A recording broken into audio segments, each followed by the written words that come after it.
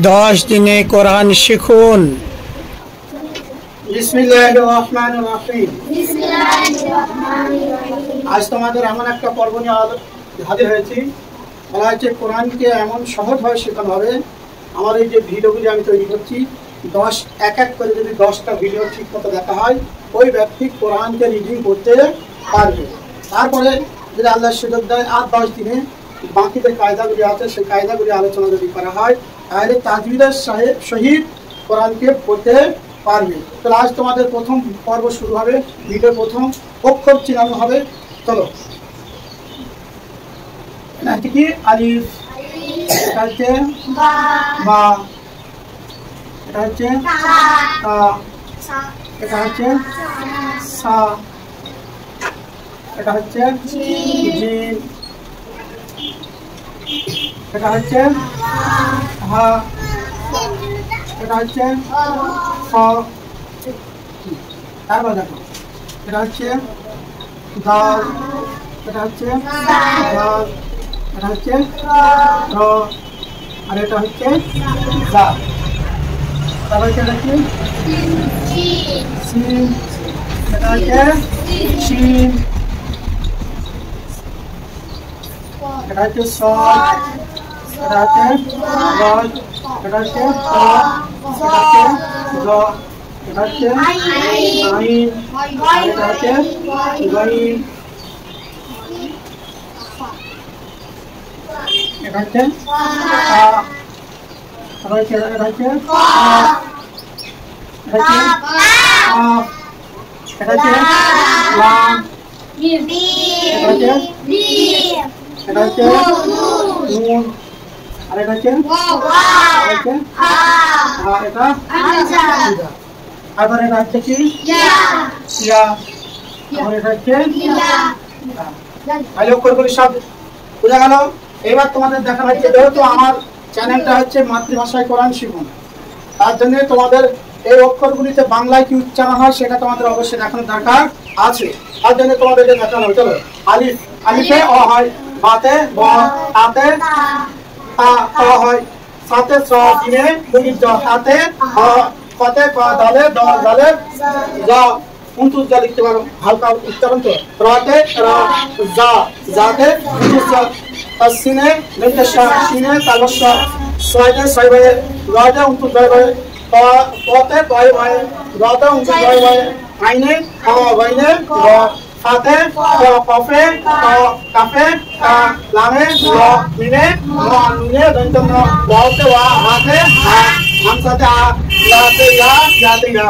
তাহলে বোঝা গেল যে প্রত্যেকটা আরবি অক্ষরের বাংলায় কি উচ্চারণ হয়। এইবার তোমাদের এই অক্ষরগুলিকে আমি খুব অল্পতে দেখাবো। এখানে অক্ষর হচ্ছে 1 2 3 4 5 6 7 8 9 10 11 12 13 14 15 16 17 18 19 20 21 22 23 24 25 26 27 28 29 30 অক্ষর হয়ে যাচ্ছে কটা? 30টা। এই আলিফ আর এই আলিফ আর এই হামজা দুটো এক ধারা হয়, আর এই দুটো ইয়াতে এক ধারা হয়, যে হয় অক্ষর 28টি। চলো এবার তোমাদের আমি সংক্ষিপ্ত ভাবে দেখাবো। এই 28 অক্ষরটা 30টা অক্ষরকে আমি খুব অল্প করছি। কিভাবে দেখো, আর নুক্তাদের পরিবর্তন হবে। এটা হচ্ছে কি আলিফ, এটা বা, উপরে দুটো নুক্তা দিলে, তিনটে দিলে সা। তারপর হচ্ছে কি জিম, উপরে নুক্তা দিলে খ, আর নুক্তা না হলে হা। জিম পেটে নুক্তা হলে জিম, আর নুক্তা না থাকলে হা, আর উপরে নুক্তা হলে খ, মাথায় নুক্তা হলে।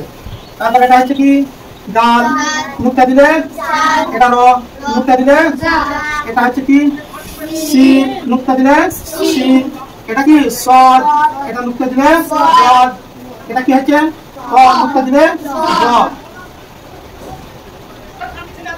এটা কি আইন, নুক্তা দিলে আইন। এটা কি পা, একটা নুক্তা পা। তারপরে এটা দুটো নুক্তা ক। তারপরে এটা কি এটা হচ্ছে লাম, তারপর হচ্ছে নুন, তারপরে আরে আলিফ আর এইটা দুটো একই উচ্চারণ এক। আমরা তারপর হচ্ছে কি ইয়া ইয়া। আর এবার দেখো এর আগে 28টা বা 30টা অক্ষর হচ্ছে, এবার কটা হচ্ছে 1 2 3 4 5 6 7 8 9 10 11 12 13 14 15 16 17 18 19 20 এই 20টা অক্ষরের ভিতরে 28টি অক্ষর বা 30টা অক্ষর আছে, বুঝতে পেরেছো? কারণ আলিফ খালি, তারপরে এই অক্ষরের ভিতর 3টে আছে, এই জিমের ভিতর 3টে আছে, জালে 2টো আছে, জাতে 2টো আছে, শিরে 2টো, সোয়াদে 2টো অক্ষর আছে, নুক্তার পার্থক্য পায়ে 2টো অক্ষর আছে, ওয়াইনে 2টো আছে, আর বাকিগুলি সব একটা একটা করে। তাই অক্ষর তোমরা চিনতে পেরেছো? হ্যাঁ, ঠিক আছে। তাহলে আমার এই ভিডিওটাকে কি করতে হবে? বেশি বেশি করে লাইক, কমেন্ট, শেয়ার আর সাবস্ক্রাইব করতে হবে, বেশি বেশি করে মানুষের কাছে পৌঁছাতে হবে, তাতে মানুষ যেন আমার এই পড়াগুলি দেখে সহজেই কোরআনকে শিখতে পারে, সেই চিন্তা ফিকির আমাদের সকলের করতে হবে। আরবিরও বড় হাতের আর ছোট হাতের আছে, কিছু অক্ষরের আছে, সেই অক্ষরগুলি তোমাদেরকে দেখানো হবে যে যখন ছোট হাতে লেখা হয় তখন কোন মডেলে লেখা হয়। তাহলে এতে কি হবে? অক্ষর চিহ্নটাও হয়ে যাবে। প্রথমে দেখো দেওয়া আছে কি আলিফ। আলিফ কেমন হয়? আলিফ এরকম হয়, আবার এরকমও হয়, বুঝতে পারছো? এইবার দেখো এই যে 4টি অক্ষর আছে, এই 4টি অক্ষর একই রকম হয়, যেমন বা এরকম আর এইরকম। নিচে যদি নুক্তা একটা দেওয়া হয় তাহলে বা 2টো দিলে ইয়া, অনুরূপ ভাবে একটা নুক্তা দিলে উপরে নুন, উপরে নুন হবে। আর এরকম ভাবে যদি হামজা লেখা হয় তাহলে কি হবে? তাহলে হামজা হবে। তাহলে 4টি অক্ষর হলো। এটাও ঠিক এরকম, এটা কি বা, এই নুক্তার উপরে দিলে নুন, আর একটা নুক্তা দিলে ইয়া, আর এরকম হবে হামজা। তাহলে 4টি অক্ষরের মডেলই একই রকম। তারপর দেখা হচ্ছে কি তা, তারপর কি আছে? তা আছে, তা এরকম হয়, এরকম নুক্তা, তারপরে এরকম আছে, এরকম নুক্তা, তারপরে এরকম আর নুক্তা আছে।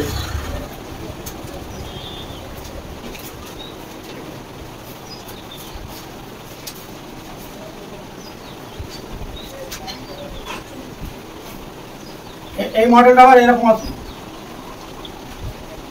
এরকম। এটা কি হয়ে গেল? তা। তারপরে জিম, জিমটা কেমন আছে? জিমটা এইরকম দুটা। তারপরে ডাল এরকম, ডালটা ছোট হাতে কি হয়? এরকম হয়। তারপর দেখো আইন এরকম, আর 2টো অক্ষরের সাথে লিখলে এরকম হয়, বুঝতে পারছো? আইন 2 রকম হয়।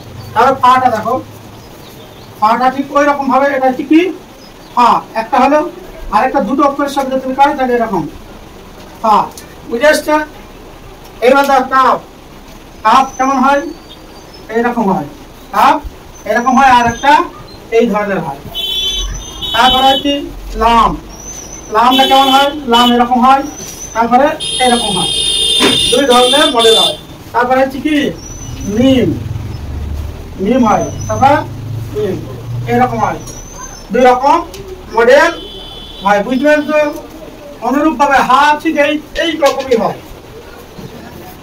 এটা হচ্ছে হা, এটা হচ্ছে হা, আর এটা হচ্ছে হা। তাহলে বোঝা গেল আলিফ কেমন হয়? ছোট হাতের এই ধরনের মডেল হয়।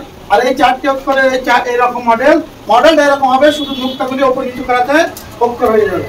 তা 3 রকম হয়। তাহলে জিম এই ধরনের মডেল হয়ে যায়, দালের মডেল এরকম পাল্টে যায়, আইনের মডেল এই 2 রকম হয়, তারপর ফায়ের মডেল এইরকম 2 রকম হয়। তারপর বলা হচ্ছে কাপের মডেল 2 রকম, তারপরে লামের মডেল 2 রকম, মিমের 2 রকম, হাতে 3 রকম। এগুলো হচ্ছে কি বড় হাতের আর ছোট হাতের চেনা পরিচয়। এগুলো আমরা ভালো করে ফলো করবো, আর বেশি বেশি করে কি শেয়ার করবো, তাতে মানুষ যেন আরবি অক্ষরকে সহজে চিনতে পারে।